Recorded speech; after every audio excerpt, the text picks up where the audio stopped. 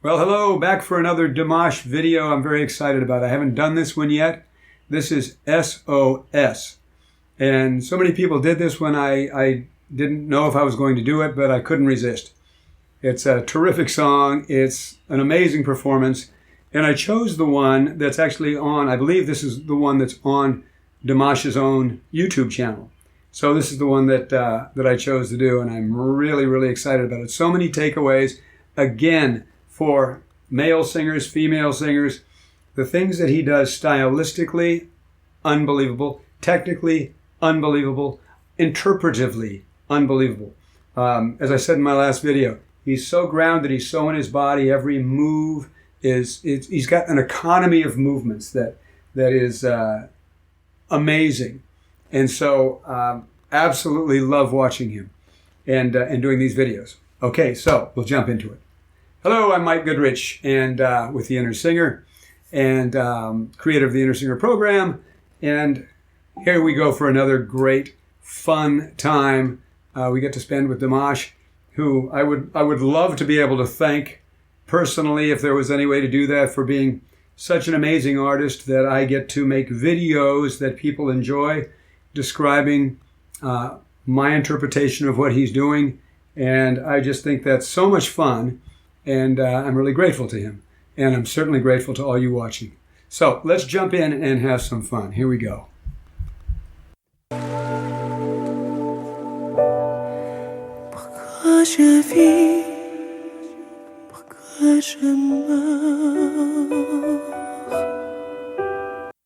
As you know, I start and stop these a little bit. I hope it doesn't bother anybody, but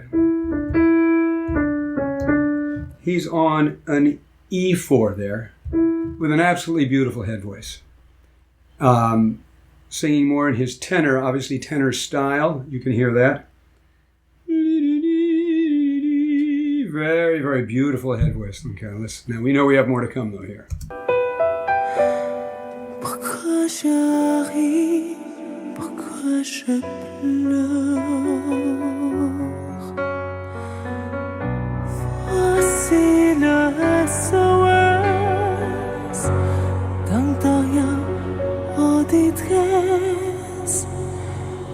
And that was to the F sharp for, actually, pardon me, the G4. He started on the F sharp and went to the G4, singing in his tenor voice. And the thing, well, I don't want to jump the gun. So anyway, but that's a beautiful head voice he's using. So let's see what he does here.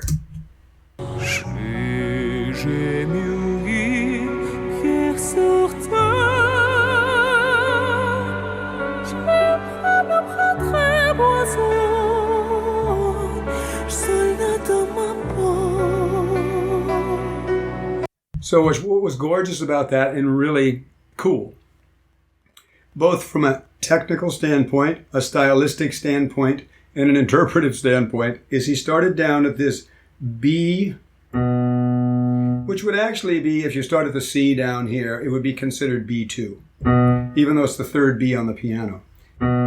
So he starts there in his chest voice, obviously, beautiful chest voice, singing as a tenor, and he goes up to when he goes to the, it's kind of a B minor. So it goes B, D, F sharp to the B3, and he's singing like a tenor. Then he goes into more of his soprano type of sound and interpretation. And it'll come around again, so we'll just, and then he goes, which is really, really cool. I almost forgot. He goes up to do this beautiful soprano coloratura work on this E5 and F sharp 5. Back to the F sharp 4. And all of that is sung more like his either countertenor or soprano. So he starts tenor, da, da, da, and he goes into his soprano. It's beautiful. You know, I mean, it's really amazing. Okay, let's keep going.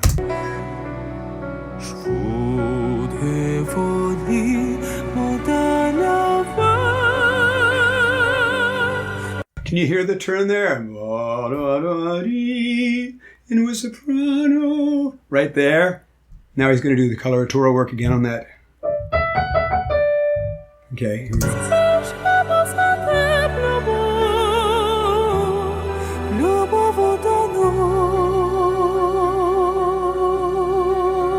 And the thing that's so amazing about that, pardon me stopping so much, but the thing that's so amazing about that when he's up there,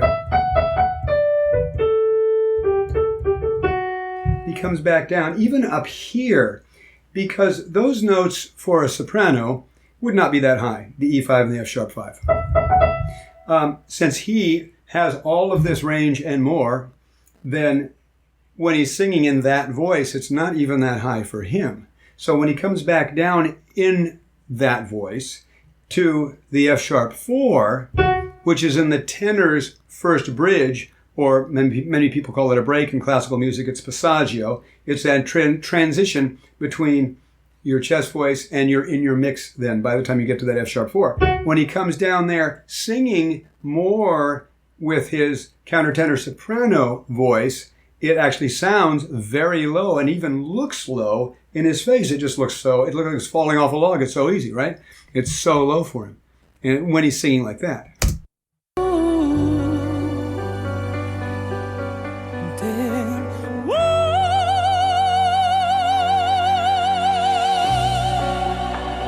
Beautiful F sharp 5, sung in a soprano, right? Gorgeous. Now that's interesting. So he's still kind of coming down, maintaining that soprano feel and singing the way a soprano would actually come down from her head voice towards her chest voice on that F sharp 4 and that E4. So he's not really approaching that with a robust tenoric sound. He's bringing that head voice down, that soprano range, and blending down just the way a soprano would. Okay? Even on that note.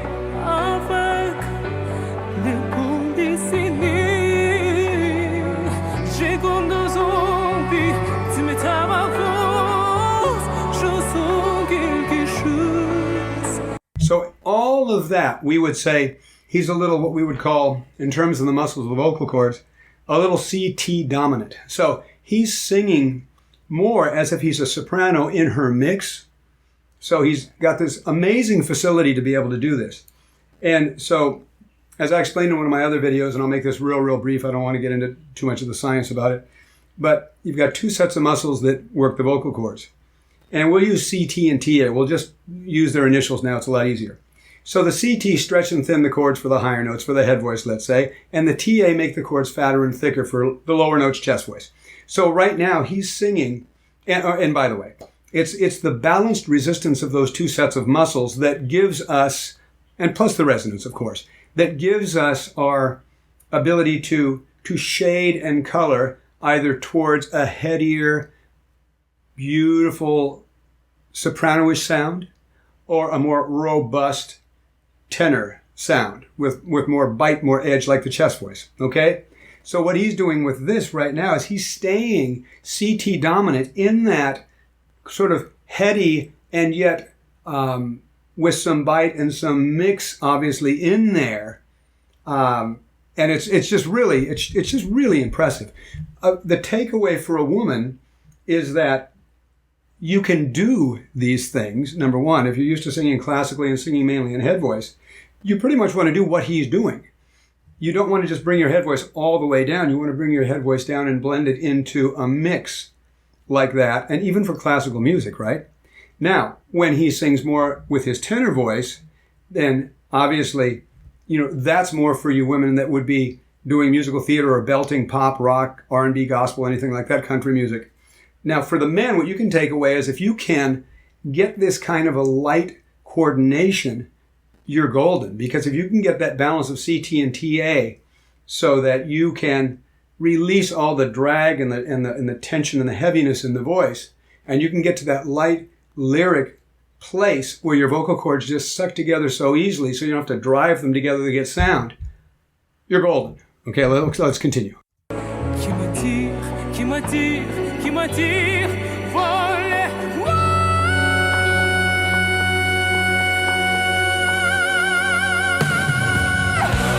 Okay, so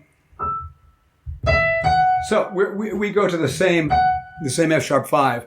Now, as you heard him transition from what I was talking about into more of an approach like, okay, now I'm going to use my tenor voice. And now he's up there on that E and that F sharp 5, like a rock singer with that kind of a really mixy kind of thing going on in there. Just absolutely great. And you could hear the transition when that started happening. It was awesome.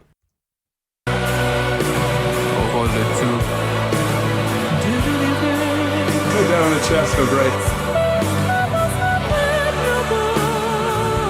And the coloratura.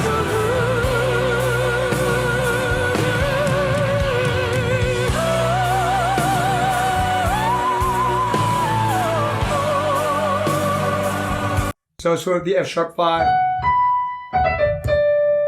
to the B natural 5, singing in a soprano voice, countertenor voice, amazing.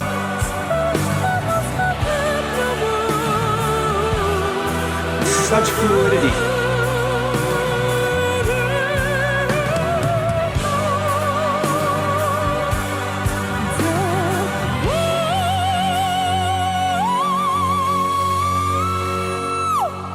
Okay, that.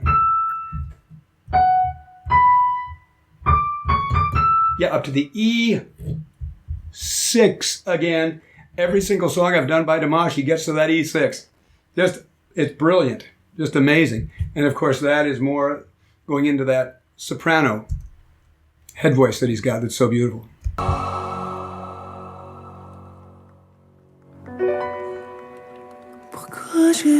This guy is so dramatic, it's so cool. He's so intense. He never breaks. He never breaks out of it.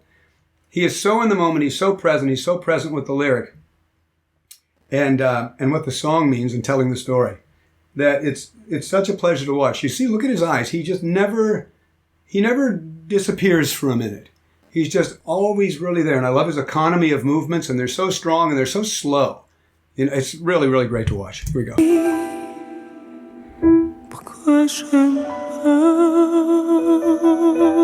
Now that's much more approached like with his tenor sound.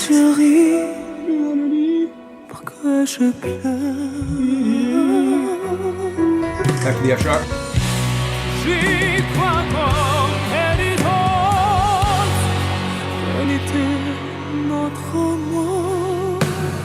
Much more tenorish.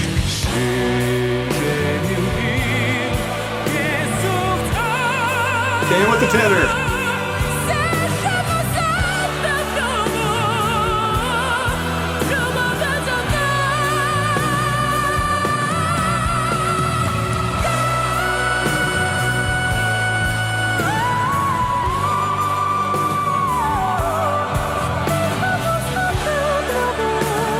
Okay, I didn't want to stop. I mean, it's really hard to stop when that's going. You just don't want to stop and talk and interrupt it. But that whole thing he did like the tenor, right? All the way up to the... Let's see where he went. That was killer. But that whole thing, he went tenor all the way, and then into the rock tenor sound. I'm knocking things off my piano here. I'm getting so excited. Okay, sorry about that. It's really cool. Let's listen again. Here we go.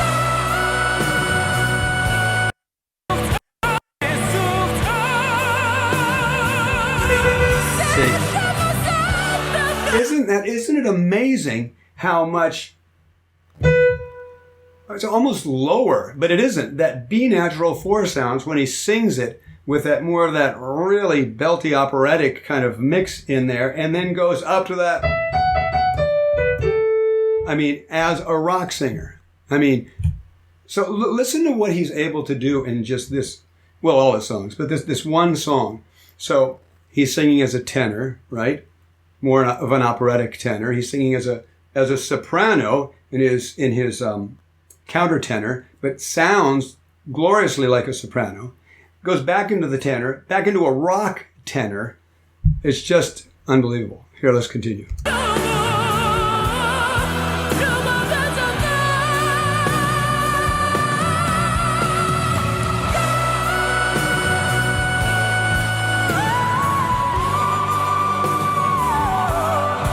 Now, up to the D6, and he's starting to sneak back in to more of a heady, almost the countertenor soprano sound a little bit. He's starting to sneak toward that there. Let's see where he goes from here.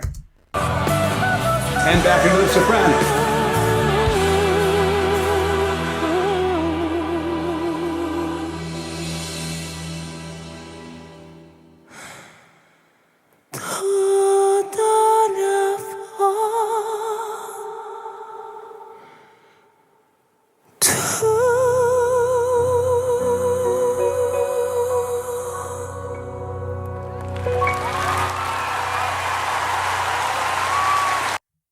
I mean, what can you say?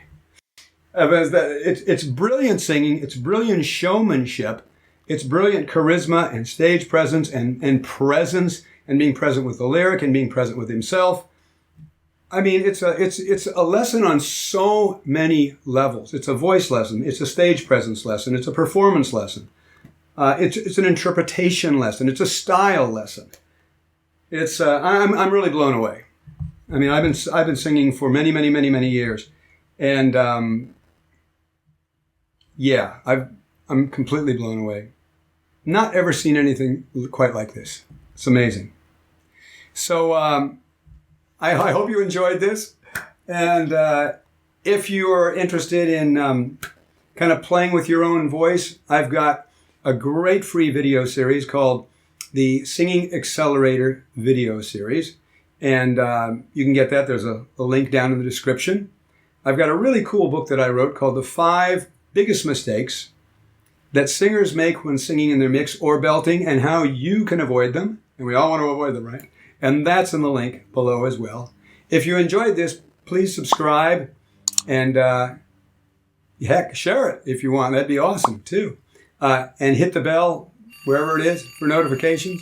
And please comment. You have all left such lovely, informative, unbelievably, you guys are so informed about all this. I've learned so much from your comments, so please comment. I love reading them. I'm trying to get to them, but I've had so many. I thought I'd be able to do it, but it's almost impossible. But I'm doing my best. And a thumbs up if you like the video would be awesome. And what have I forgotten? I don't think I've forgotten anything, but I hope not. I'll have to edit something in at the back. But anyway, and there's some other videos that are going to be here somewhere that maybe you want to take a look at. But anyway, thank you so much. Thrilled. Love doing this. They're really fun for me. And so subscribe, and I will see you in the next one. Okay. Thanks so much. Bye-bye.